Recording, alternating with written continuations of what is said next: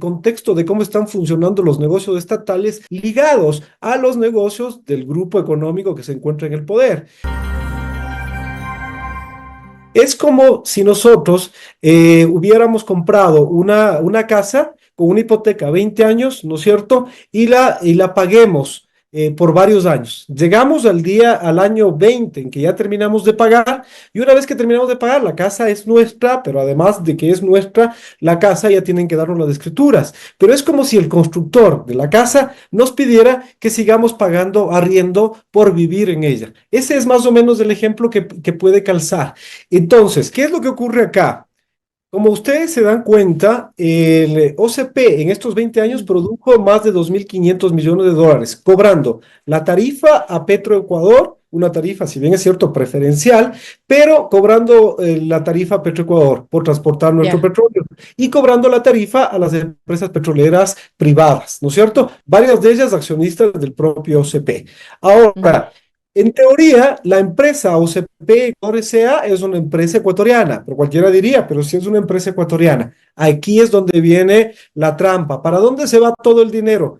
Para la principal accionista y única accionista de OCP Ecuador, que es OCP Limited con domicilio en Islas Gran Caimán. ¿Y Mm. quiénes son los accionistas de OCP Limited? Varias de las empresas petroleras, es decir, ¿no es cierto? Allá es donde va toda la ganancia de la operación de OCP. Y ahí es donde vienen todos estos ingresos desde el 20 de enero, ¿no es cierto? Ya le corresponderían al Estado. Es decir, las tarifas que paga Petroecuador dejaría de pagarlas, ¿no es cierto? Y además, las tarifas que pagan las empresas petroleras también ya deberían entrar al erario nacional.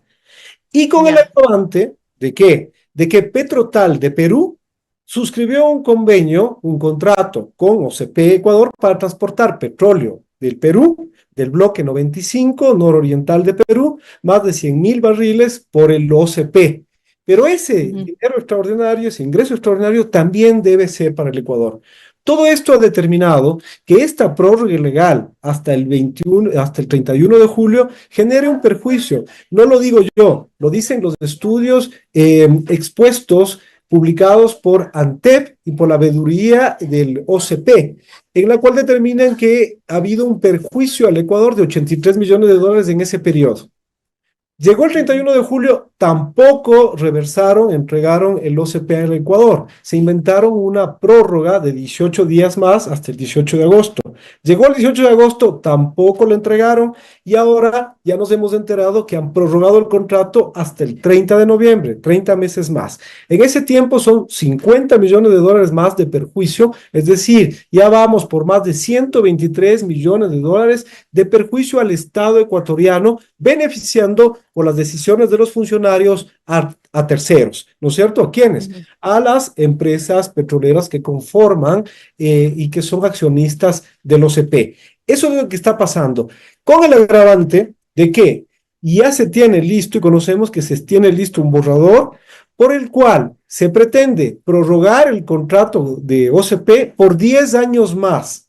Si nosotros Y hacemos cálculo, esto le implicaría al Ecuador más de 1.250 millones, con los ingresos extraordinarios o la subida de la producción, ¿no es cierto? Serían más de 1.500 millones de dólares de perjuicio al Estado ecuatoriano que dejaría de recibir el Estado ecuatoriano. ¿Por qué? Porque regreso al ejemplo. La infraestructura, el tubo, ya es de propiedad del Estado ecuatoriano desde el 20 de enero. Washington, a ver, primero, ¿quién es el que hace el borrador? ¿El OCP Limited en esta, o sea, la empresa privada? ¿O es el gobierno entre gallos y medianoche? Es lo que quiero entender, porque usted me menciona a Guillermo Lazo y ahora este gobierno. ¿Cómo pueden hacer así un borrador por debajo de la mesa 10 años más con toda la pérdida que significa? Lo que voy a relatar es realmente grave. A ver, el 28 de diciembre del 2023 se convocan y se realiza una audiencia de mediación que la declaran evidentemente confidencial, y ahí ya establecen entre el gobierno, los funcionarios del gobierno de Daniel Noboa, ya establecen con los funcionarios de OCP de que hay la necesidad de prorrogar el contrato. Pretextos. ¿Por qué razón? Porque supuestamente hay impases respecto de la tubería o el ancho de la tubería que se puso en estas variantes provisionales que se hicieron por la erosión regresiva. Gran pretexto. Pero además se pone como pretexto, y esto a Londres es gravísimo, ya se pone como pretexto la seguridad nacional, la seguridad. Es decir, ellos ya se adelantaron a lo que iba a pasar el 9 de enero, ¿no? Con ese famoso show de la toma de TC. Después, el 19, firman un acta transaccional que también le pasé la copia certificada porque nosotros Sí.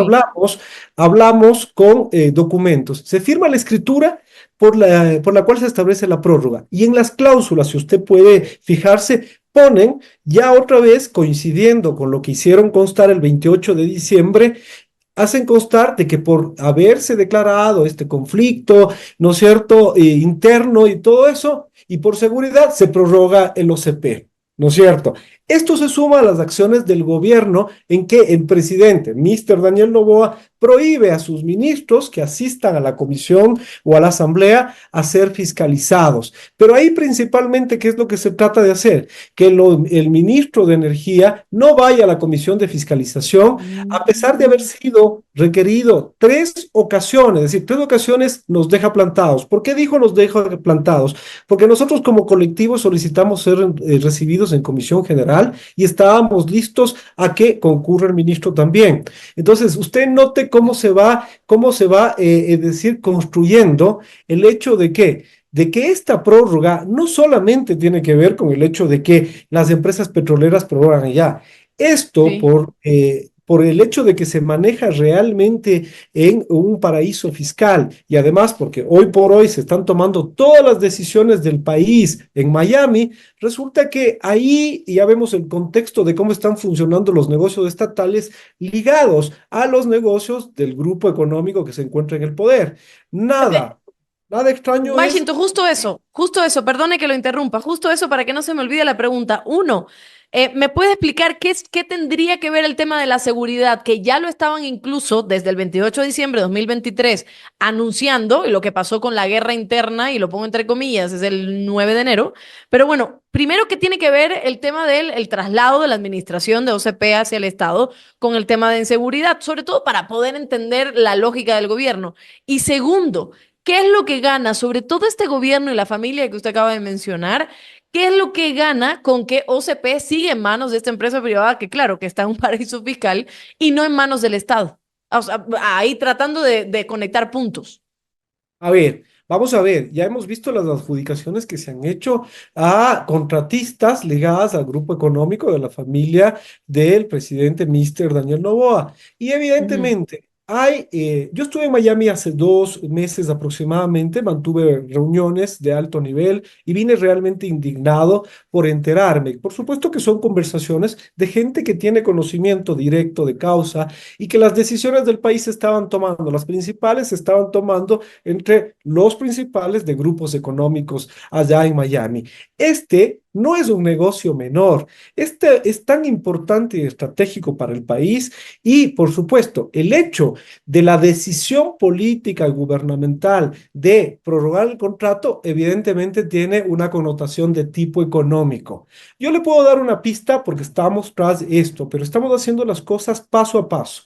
Por ejemplo, cuando yo me pronuncio y me he pronunciado por el OCP en redes sociales, por ejemplo, como en X, he recibido ataques, nada menos y nada más, del tío del presidente, del señor Luis Noboa y Casa. Que ¿Quién? siempre se pasa de la raya, sí, sí, sí. Claro, ¿quién coincidencialmente, no? Pero ya nosotros estamos viéndonos del perfil que esto tiene. Ataca directamente el hecho de que estamos sosteniendo a nosotros esta campaña. Ya usted podrá ver esto, ¿no? Pero esta es una decisión trascendental. Nosotros no vamos a dejar que esto ocurra y ya vamos a llegar más allá. Por cierto, como estas transacciones, ¿no es cierto? Y estos negocios, entre comillas, se realizan fuera de las fronteras, se hace difícil.